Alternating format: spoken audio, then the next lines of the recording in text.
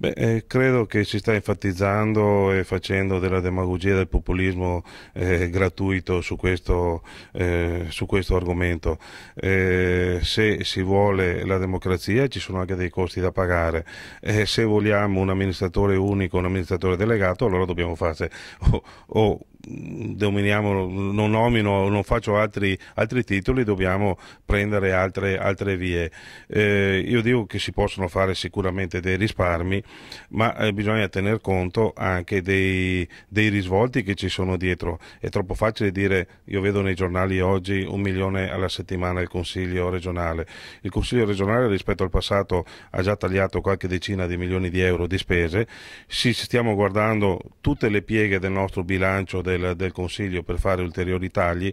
Siamo i primi che siamo convinti e vogliamo fare dei risparmi e siamo qui per dare anche noi il nostro contributo a quello che è a quelle che sono le ristrettezze economiche e le difficoltà che tutte le famiglie hanno. Non vogliamo tenerci da parte, però non bisogna neanche esagerare e pensare che tutto dipenda esclusivamente dai costi della politica o dalla cosiddetta casta. Caste ce n'è in ogni settore. Diciamo che il fianco qualche volta abbiamo prestato anche noi, perché se tutti facessimo il nostro dovere, credo che ci presenteremo all'esterno in modo diverso.